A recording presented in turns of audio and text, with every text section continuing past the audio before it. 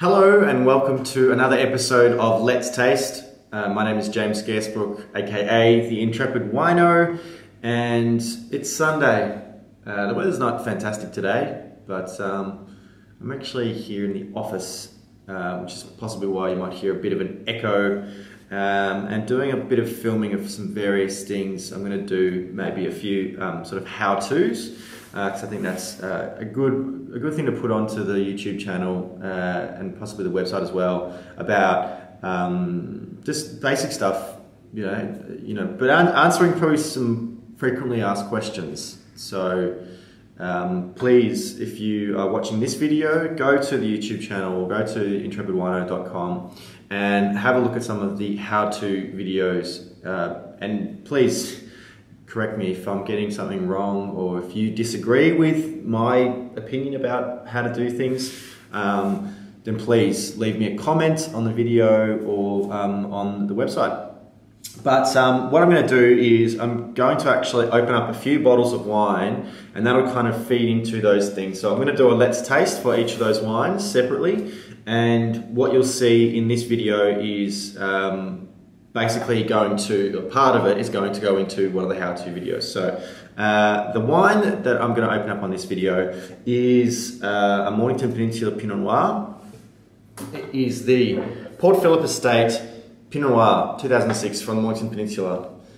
Port Phillip Estate is owned by the same owners of Kooyong Estate as well. They have a fantastic cellar door restaurant, hospitality centre, I guess you might call it, which I still haven't been to yet, so I have to get onto that. But I bought this just before that opened, when I think it was basically like out of a teen shed, almost the cellar door. So the first thing I'll point out is that this is a wine with a cork, and I probably wouldn't be wrong in assuming that it's a Diam or a composite cork, which is a lot more robust than a natural cork. Basically, it's reconstituted. They break down natural corks and then reform them, and that gets rid of any form of TCA, which is basically a cork taint, and it makes a much better seal, arguably. So, important thing. So what I'm going to do is I'm going to show you how to open a bottle with a waiter's friend, and this is especially for use with younger wines, anything kind of younger than sort of 10 or 15 years realistically.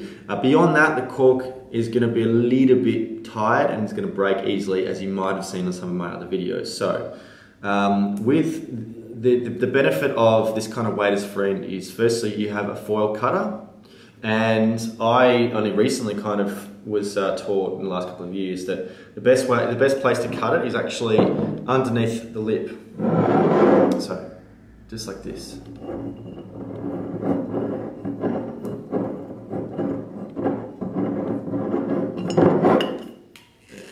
Some of them just come off quite easily. Some you have to just, hello? Just got a tweet. Okay, as I expected, this is I'm not sure if you can see it, it's a Diam cork. Now, one of the important things when you're using one of these waiter's friend is where you place the actual screw. You want it as central as possible, and that way it's going to go right through the middle, and there's not going to be any cork breaking up on the outside. So I'm going to see how I go. So use the end of the corkscrew to hit right in the middle if you can, and then very slowly try and go straight down. Twist, twist, twist. Hold it by the neck. It's probably the most secure place to hold it. Okay, now some of these waiter's friends is very high quality. I do suggest using a fairly high quality one. Have two things. The reason you have two is the top one is for the top, and then when the cork gets a bit higher, use this one to just pull it out the rest of the way. So, using this lip, 1 and 2. Fairly straightforward. Now, it's always good to sort of have a guide, look at where the wine is. See, even there, I haven't quite got it straight through the middle. It's actually really hard to do. The best sommeliers are probably the ones who can always get it straight through the middle every time. Yeah, so how far the wine up is going to give you a fairly good indication about how well the cork's held up, and also sort of how old the wine might be. So, there we go. That's the cork. It is a Diam. You can see it's that kind of reconstituted, kind of glued together thing. And for this tasting, I'm going to use one of my plum glasses. This is the Red B, and the Red B glass is specifically for lighter, more complex varieties and styles of wine. So Pinot Noir is probably the best example, but it's good to use Nebbiolo, that kind of thing. That's an ideal variety to use in here as well. So let's have a pour.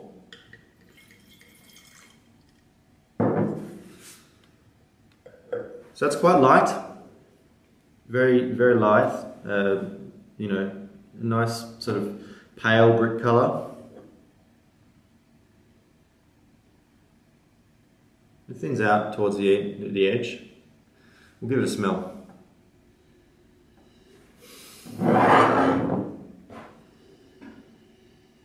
It's very subtle.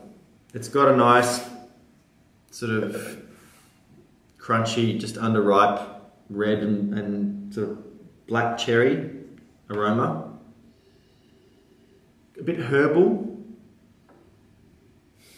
but like dried herbs.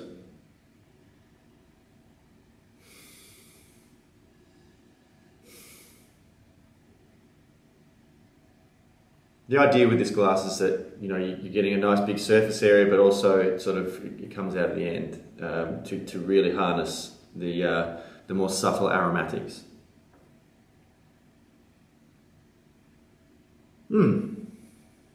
It's showing a bit of age, but you know, it's not necessarily a wine just designed for long-term aging. Let's taste.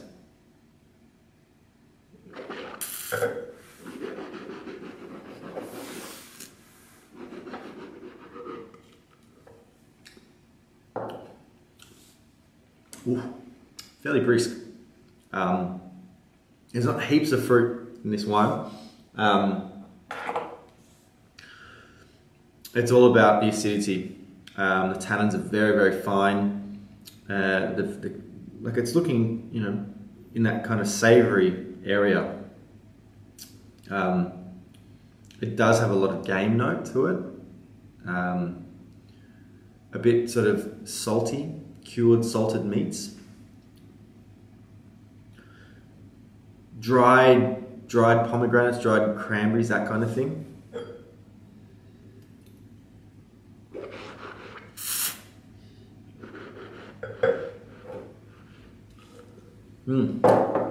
Very persistent. The alcohol's a bit lower. You might be able to see it's 13.5%. And it's in balance. The oak is still there. I think that's probably the only thing it doesn't sort of have enough for the oak to be balanced out. So that's probably my only criticism about this wine, but it's lovely. You know, it's a very, very classic, straightforward example of Mornington Peninsula Pinot Noir. So there you go. I have just tasted and shown you how to open a bottle of the Port Phillip Estate Pinot Noir 2006 from Mornington Peninsula.